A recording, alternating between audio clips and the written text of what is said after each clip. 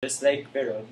Yes. So, sweet. Wait lang. Nakabahan talaga. Hindi ko na kumita yung speech ko. So, people have been asking me a lot of times throughout from the discernment period until yesterday to look for a concrete definition as to what the executive vice president is. And honestly, until now, I still don't know. Don't judge me. I really don't know. How do I know what the position really is if I'm not even in the position yet? Ang assuming ko naman na this is what the EVP is, hindi pa nga ako, wala pa ako doon. So, disclaimer lang, everything that I'm saying now is just trial and error. So, what I'll apply sa platform ko, if it works, good for me. If not, let's find a way to fix it. So, trying to define an EVP is what a close friend said sa akin.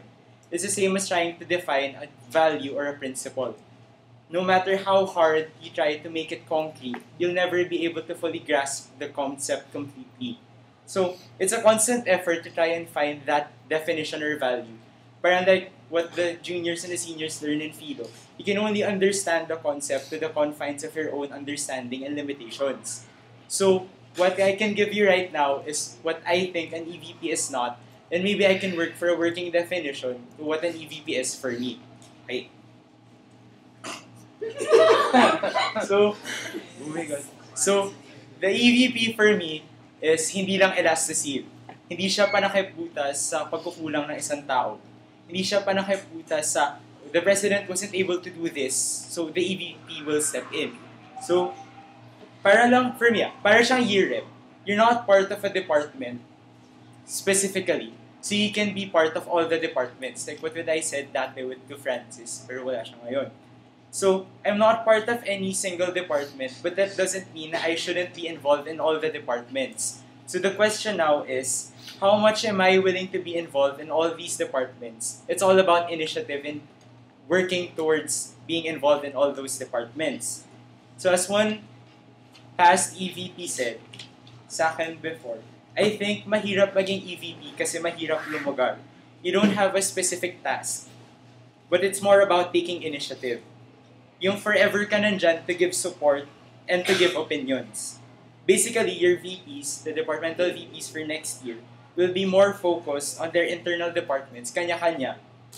So I need to remind them as an EVP of the goal as an organization to make them work as one cohesive unit. So, wait lang, nakabahan ako, sorry. Specific points to make my plan real, to make the EV work as one cohesive unit.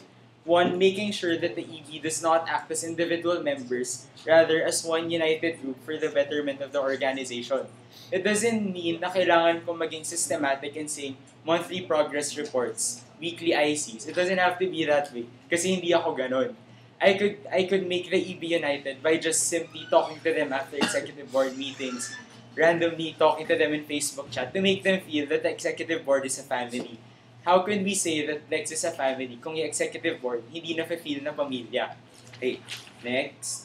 Making sure that the systems implemented by our family, the EB, the systems and implement must be followed by the members.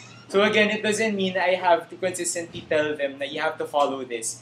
It's more of showing the value of these systems kaya susundan sila. Next, making sure that also as the keeper of the core competencies and constitutions, all actions should be in line with the core competencies. More on that later. And making sure, parang basically speaking, what I want to do is that I would make sure that everybody in the EB is okay, professionally and personally, as persons and as officers. So, maraming criticisms on this platform as with the person I talked to last night.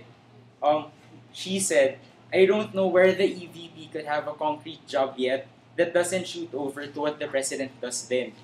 However, she asked me to look and see if that overlapping job is actually a bad thing. I don't think so.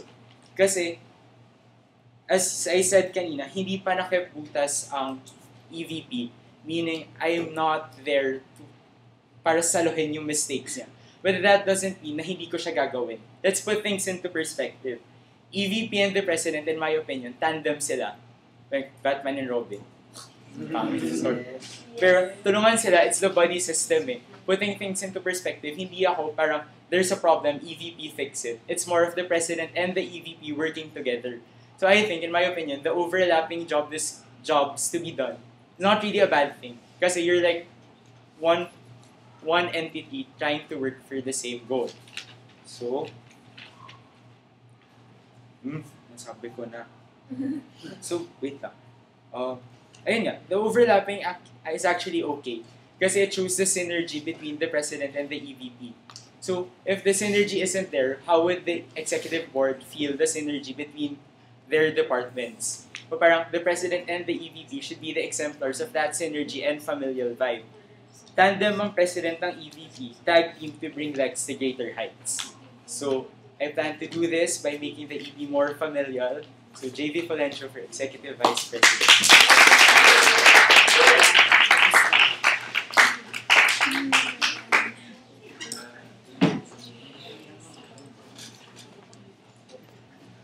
So for the presidents,